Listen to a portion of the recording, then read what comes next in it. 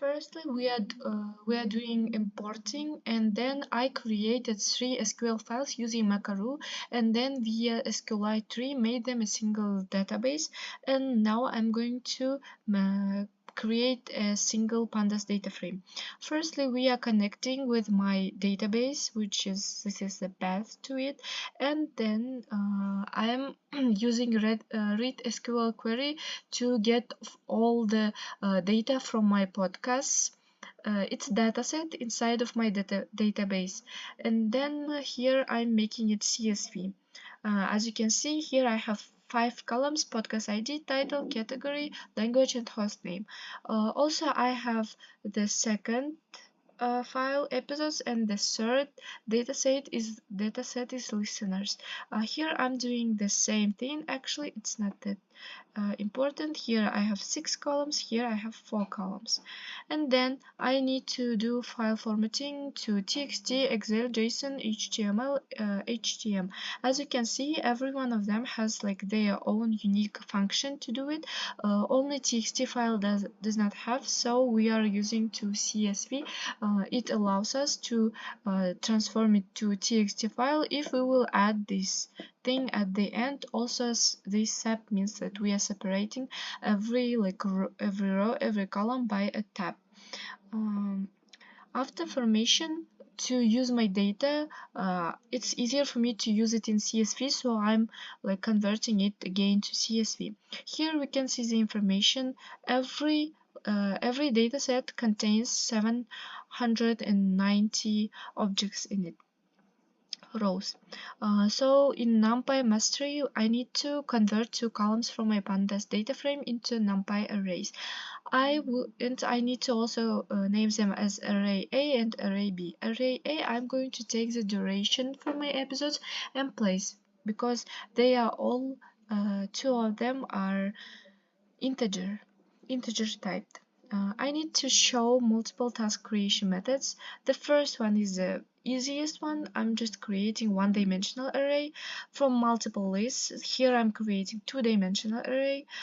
Here np.full means that we are creating list, which this is the size, and it's going to be full of 6.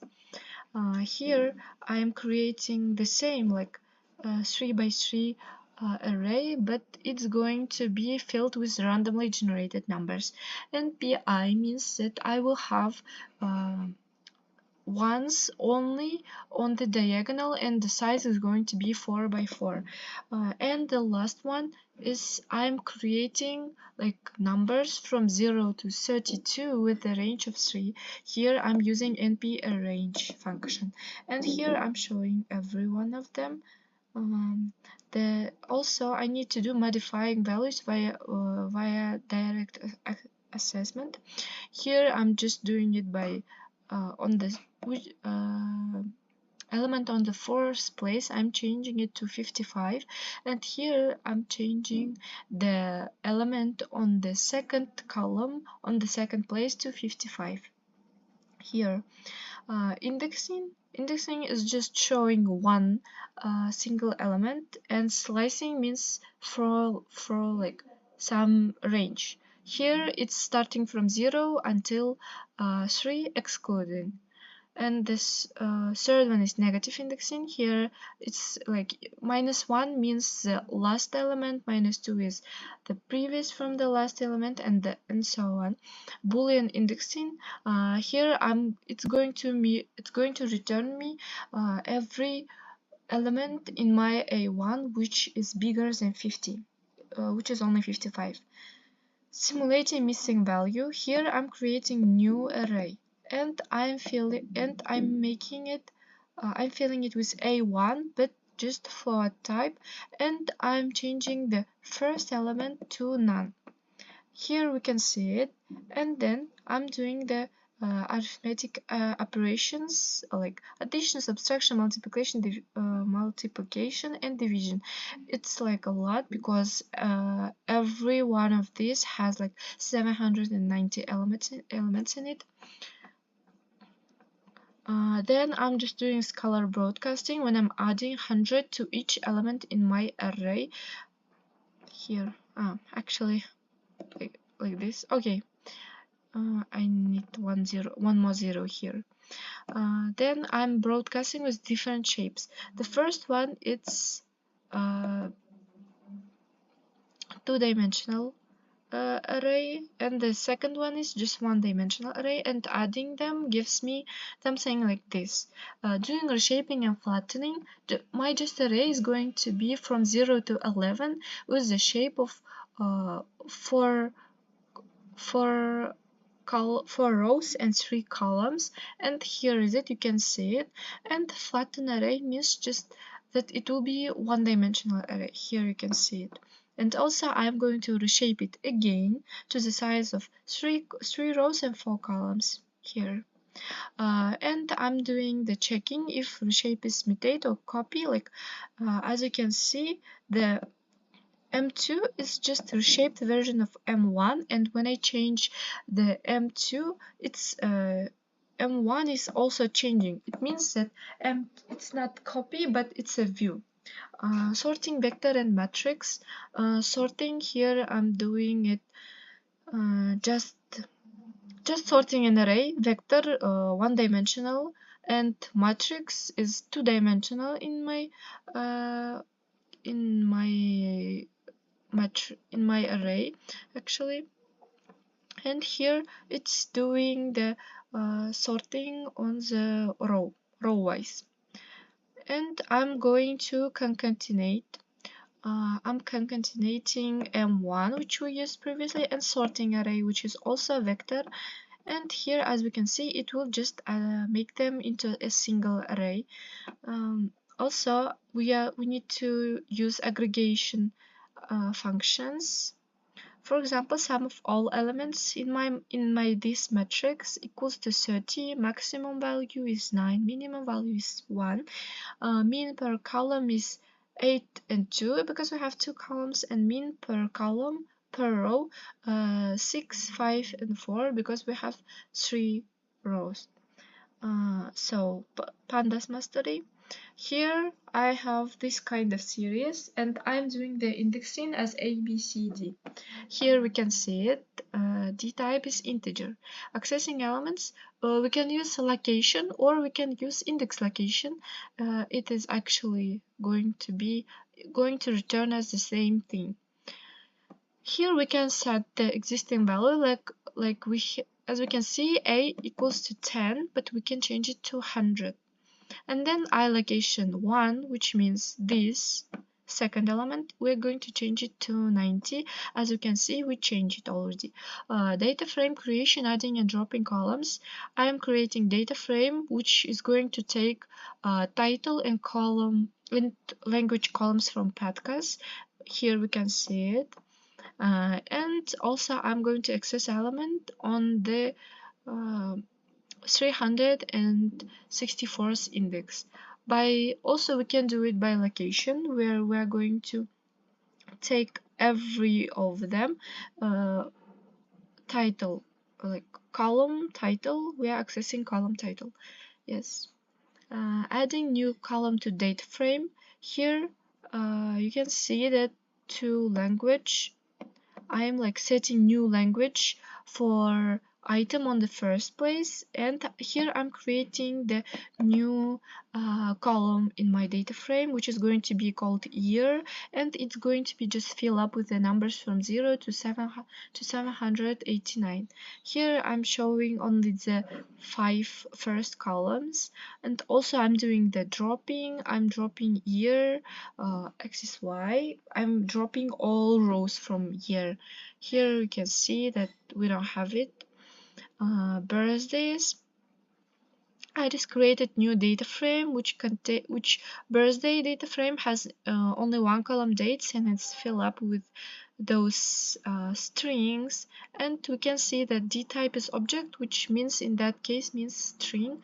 And birthday dates, I'm converting it to data time. Here we can see that before converting it was object, but after using to data time function, it's going to be data time, as we can see.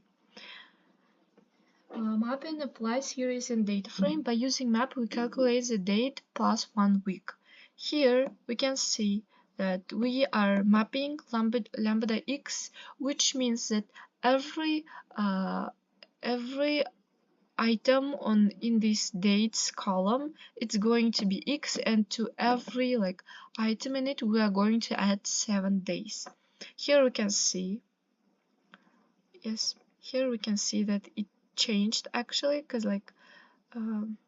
see, it's changed to the second month. Here I'm adding new column to it, dates plus for a week, which is going to use apply. It will also apply to each item in my dates column. It will just apply adding 4 weeks. Here we can see it.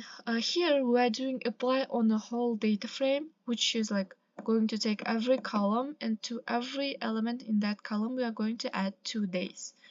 Here you can see it.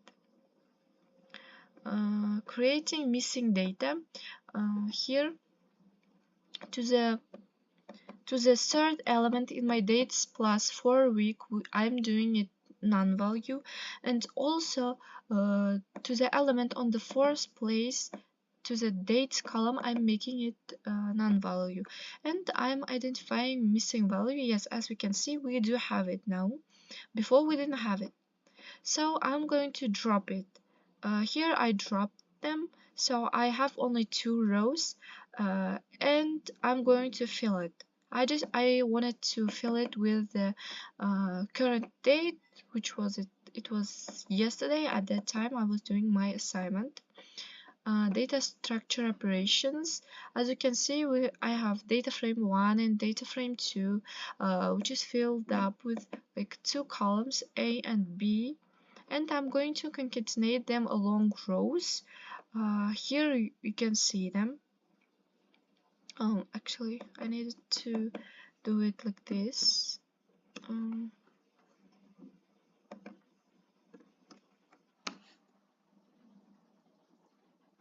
Okay, I need to run it again, but let me just delete it. Okay, it's just going to add them by rows.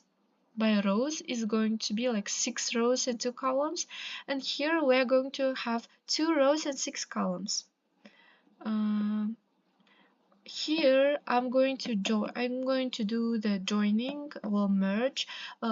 As left, I'm going to take the podcast and podcast ID and title. In the right, I will have episodes and podcast ID and title. As you can see here, I'm defining my 2 joining data frames, and on which column I'm joining them, and how it's going to be inner join, which means that it will return me only those values which is on the left and on the right also. Here I'm doing the left join, which will take, here I'm defining how left, so in here I will have 2 times more, almost 2 times more. Here on the right merge, it's going to be the same, and here I'm doing the index joining. I'm setting the index to the left and to the right, and in the merging I need to add this L suffix and R suffix because they have the same title and it's going to be confusing. Here, as you can see, it's repeated. Yes. Also melting and pivot. Here let's imagine I do have the data frame called scores with name Akbota, Bota, and Bot, and here I have 3 subjects. As data frame is going to look like this, and melted scores is going to be like this, Akbota is going to have math, Bota is going to have, and Bot also going to have math, and for each subject it's going to be like this. If I had 4 subjects, it would be 12 rows. Here, math has opposite function pivot, Melt means from wide format to long format. Pivot means from long format to wide format. It simply means that I'm going to go back to kind of that way of looking. Yes. Here, advanced analysis operations. Like here, I'm printing the mean of the episodes play, and here I'm printing the mean of duration. As we can see, mean to the plays is 400, almost 500,000. Mean duration is 73 minutes. I am calculating mean plays per podcast. Like here we can see them. It's like 500, 600, 400, and I'm going to calculate the number of episodes per podcast. As you can see here. No, yes, as you can see, it's like the mean is like 17, 15, and I need to find the first episode per podcast and finding the last episode per podcast. As you can see here, this is the first episodes, this is the last episodes, and also I'm going to I'm going to do grouping on multiple columns. I'm going to group them by category and language, and also I want to see the head, like how many podcasts, how many languages, categories they do have. Yes, here. Binding in numerical column, here we can see that I created bins, which is going to be like 0, 20, 40, 60, 80, 100, and 120, and I'm just creating labels according to them, and also I'm just like modifying my episodes to it. Here you can see it, like for every episodes in my like dataset, it's going to create like duration bin, which is going to be as if I created there. Filtration techniques, I do have like category here, like I want to show exact match, like podcasts which are like technology. Here the first 5 ones, here you can see it. Partial match, where like I'm trying to find the host who has Bota as their name. As we can see, it's empty data frame because like no one has such a name. Pattern match, here I'm trying to find the podcast which title starts with the, but like as we can see, there is no such a podcast. Raw filtering, I'm trying to find the episodes who last less than 40 minutes. As we can see here, we do have them. Popular podcasts, I'm just like group-wise filtering. I'm like grouping them by podcast ID, and in filtering I am trying to find the like if their mean plays per podcast is more than 500,000. If yes, then I'm going to count it as popular podcast, and I'm going to show it here. As you can see, it's just for episodes, but in general for podcasts it's going to be more very, very big numbers. The last one is transformation standard score. Standard score, we just like trying to find the in like how many means, how many standard deviations we have, as like in how many standard deviations we can number it, like calculate it. Here I'm doing it. Yes, and group-wise transformation is just the same actually. Here we can see it. So that's all for my assignment 2.